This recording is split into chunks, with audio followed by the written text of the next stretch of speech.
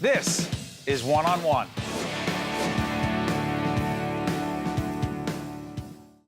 Brought to you by the New Jersey State Nurses Association and the Institute for Nurses.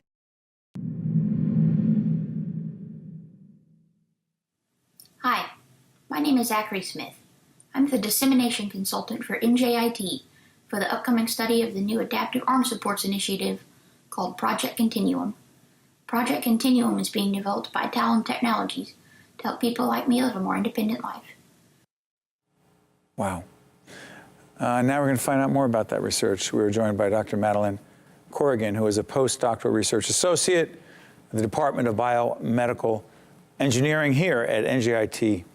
Good to see you. What were we just looking at? Thanks for having me. So what you're looking at there is an individual that we have involved in one of our research projects. And as you can see from the video, he is actually an individual with Duchenne muscular dystrophy. Duchenne muscular dystrophy. Correct. And one great thing about our project and sort of my philosophy on research and development is ensuring that the user of whatever product we're developing is involved in every step of that process. How so? In defining user needs and sort of being a checkpoint along the way to make sure we're properly meeting those needs. It can't be about what a researcher thinks somebody wants or a creative way that they may think solves a problem. It's about making sure that these individuals find a real use, and not only that it could potentially solve a problem, but that it can fit into their lives in a way that's unobtrusive and doesn't provide any additional barriers in other aspects of their lives. This research, potentially improving the quality of life for those who are dealing with muscular dystrophy. Why does this matter to you so much? This matters to me because I really got involved in this research for a very personal connection that I had to the community already. 13 years ago, back when I lived in Minnesota, I started volunteering for the Muscular Dystrophy Association summer camps, which is a set of camps across the country where for a week-long overnight camp, kids with neuromuscular conditions can come and just be kids without barriers.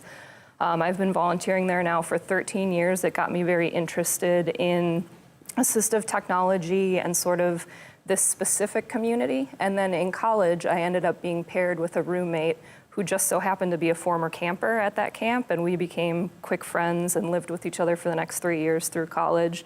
And that just further instilled in me the importance of assistive technologies to allow these individuals to live their lives instead of spend their energies trying to manage disability. You know, it's so interesting. We're talking here at NJIT, New Jersey Institute of Technology, about a lot of our conversations have been about innovation, research, innovation, technology. But the human piece of that often gets missed. People often don't understand that very often that there's a human connection. And you embody that. I appreciate that. Is that why you got into this? It's absolutely why I got into it. I didn't get into it with necessarily an initial interest in wanting to be an engineer. I'm fascinated by engineering. Exactly. No? I am fascinated by it, but it's something that grew because I came in saying there's this need. What is it that I can do with my life to potentially serve that need? And there's a lot of research being done here and at other universities that's really groundbreaking, exciting, it's sexy. But what I was more interested in is what can be affordable, what can be usable, and what can, as simple as it might be or as complex as it might be, how can it just help somebody in their daily life? How does it? I mean, help us really understand, operationalize, if you will, the research to people who are actually benefiting from it. Yeah, so that's a big part of what I'm really been proud to be able to do is the translation from an idea to an actual clinical use. And over the last 5 years, we have done that with our project. We're developing an upper extremity exoskeleton for individuals with Duchenne. An upper extremity exoskeleton. That's correct, yeah, to improve arm function. So these individuals have a progressive muscle wasting disease. Over time, usually by their teenage years, they're non-ambulatory, so they're not walking. Talk to us about what we're seeing. So this is what you're seeing, a prototype of what we've developed in our lab to support their arms against gravity because the arms become too weak to be lifted, and then the individuals can't use them for things like feeding, drinking, being able to brush their hair, put on, any sort of hygiene type activities, or hobbies as well, playing video games, playing ping pong with their friends, stuff like that. So what we're doing is developing a very intuitive device that not only provides powered assistance, but does it in an intuitive way where the person doesn't have to. Intuitive. Intuitive meaning they don't have to be pressing buttons or using joysticks to try and move their arm around in space. What we've developed is, or refined rather, an algorithm that allows the device to move based on the force that they apply. So it moves very passively. You can see in this video, this is an individual who has Duchenne, and that's him moving his arm unassisted. Is that the young boy who started? It was. No, but it's a Okay. different person. And this is an admittance control robot that we are now modeling with the previous prototype you saw. And you can see he can move his arm very intuitively and smoothly through space, but in reality, the robot's moving his arm. It just doesn't feel that way to him because it's moving based on how much force he's applying. Able to do things otherwise not able to do. Exactly. So we did a study, which is what you're looking at here, where we first looked at range of motion and how that was changed with this technology. But then we took it a step further and we said, okay, what activities do you want to be able to do? Because it's one thing to make a random movement in space, but does this allow you to do these specific activities that are important to you? And we had everybody try anything from playing golf in the lab to one of our older subjects to drinking a beer on his own and opening it up when he's at the bar with his friends. Very important, yeah. And for all of them, they saw an improvement in being able to perform these activities. Yeah.